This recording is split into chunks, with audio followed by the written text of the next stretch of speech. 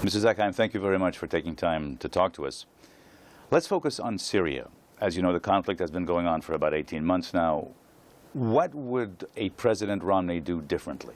Well, Mr. Romney has made it very clear that he would do all that it takes to get arms to the rebels. That means money, that means equipment, that means probably working even more closely with some of the supporters of the countries that support the rebels in order to get the arms to them. What's happened in Syria is that whatever level of arms the rebels have had, Mr. Assad has been able to up the ante by using more powerful arms. That has got to stop. Now, you mentioned giving money to the rebels and to the opposition.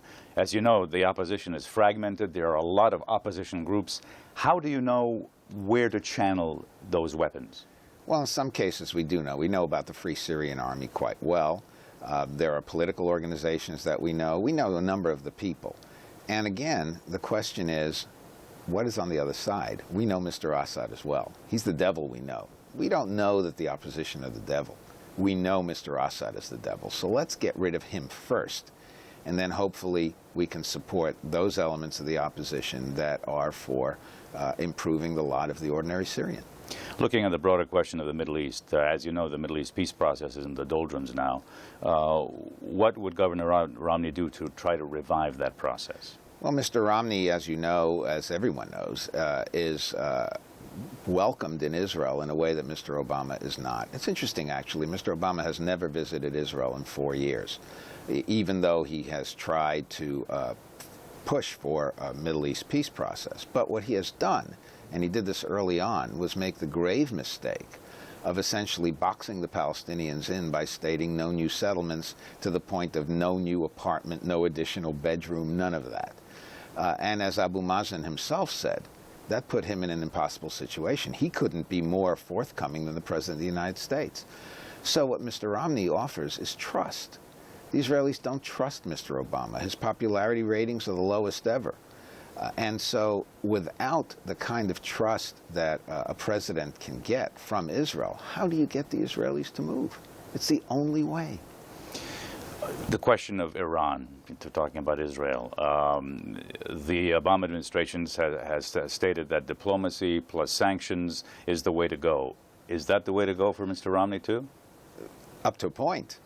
Yes, diplomacy plus real sanctions. Remember, right now we have exempted, I believe it's 18 countries, including China, from the sanctions. How do you convince the Iranians that we're serious when we allow some countries to be, quote unquote, exempted? How do you allow the Iranians to believe we're serious if we say at one point no enrichment, and then we say, well, perhaps some enrichment? We have got to be consistent. I hope we have not totally destroyed our credibility with Iran. But Mr. Romney, as a fresh face, as a new start, would come in and say no enrichment, no exemptions, and, of course, back that up with a serious promise of the use of force, which, frankly, we hope we won't have to use. Use of force, bombing of Iran. Is there a red line that has to be crossed before it happens? Mr. Romney has made that very clear. Unlike the administration, which seems to say that the red line is Iran being able to have a bomb, or having it, actually, Mr. Romney has said the capability of having a bomb is enough to be a red line. We don't want Iran to have that capability. It is a threat to world peace. And the only language that I believe the Iranians will understand will be the language of strength. Think about what happened when we had a minor, it wasn't so minor actually, crisis in the Strait of Hormuz. We showed some strength, we sent aircraft carriers, and guess what? The Iranians backed off. But again, I mean, once in a while this whole issue of bombing Iran comes about. Are you afraid that Israel may act unilaterally? Yes, I am. I'm terribly afraid. I don't think it's in Israel's interest. I certainly don't think it's in America's interest. But if the Israelis feel that the United States will not support them, or will back down, or will hedge, or will do any of those things, they might go ahead. And that would be a huge disaster for everybody. The only way we can be certain that the Israelis will not go ahead is if we have their complete trust. Other area of the world, China. Mr. Romney has been very strong in his statements concerning China, saying that he promised to designate China as a currency manipulator on his first day in office, if elected. And the Republican platform states, quote, Manipulation of its currency calls for a firm response from a new Republican administration. What is that firm response? Well, there are obviously a menu of responses simply because we are a huge investor in China. And I want to make this point clear. We do not see China as a natural enemy. If we did, we wouldn't invest in China. Look at the difference between the minimal amount of money that we invested in the Soviet Union, which we did see as an enemy, and the huge amounts that we've invested in China. Look at the minimal amount of American paper that the Russians had, and the huge amounts that China has. This is a very, very different situation. But China has to play by the rules. These aren't our rules. These are international rules. That's all we're asking of them. Now, the Obama administration has brought some trade disputes to the World Trade Organization. Is that one route? That's one route, but it's not the only route. And that's the point. Given that the web of economic interaction is so large and so complex, there are many things we could do beyond just going to a court that may or may not rule the way we want in the time that we want. Russia. He stated that it's America's #1 geopolitical foe. Do you see that as a throwback to the Cold War?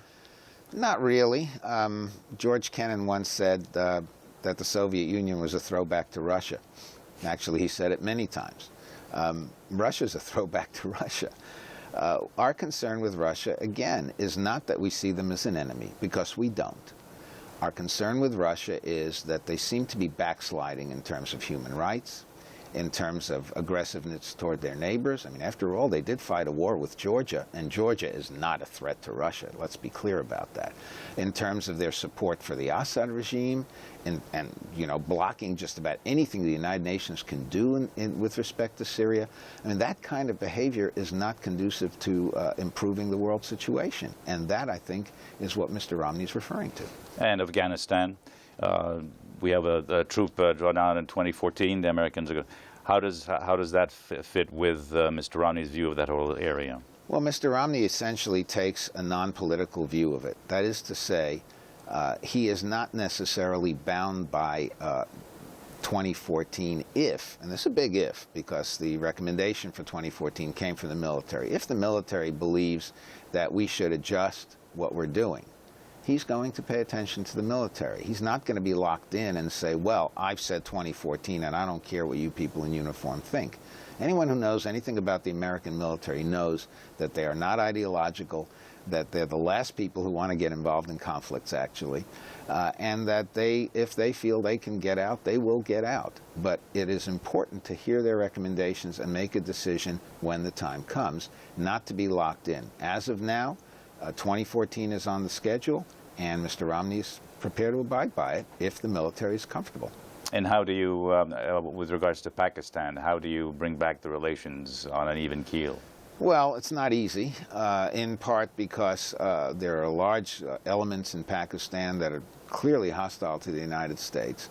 It's going to take a lot of imagination. We have to help those Pakistanis who do not want to be dominated by people who come out of madrasas. We have to give people better educations. That means not cutting off aid entirely, but maybe directing it in a more effective and efficient ways. It means still maintaining a relationship with the military, but what that relationship is like, how we give them money, in what sense, to what purpose, to what end, and to whom, those are very important questions that need to be answered. We need to have a much more sophisticated approach to Pakistan. A final question, and you've been very generous with your time. Africa. I haven't seen much about Mr. Romney's views as to exactly what his position is. Of course, it's a big continent, but there are some programs that have been started by previous administrations. Will he follow those? I see no reason why not. Some of the most successful programs, PEPFAR, which deals with AIDS, the Millennium Challenge, were actually started by President Bush. And President Obama has continued those, which again shows that you can have a bipartisan foreign policy if the policies are good ones.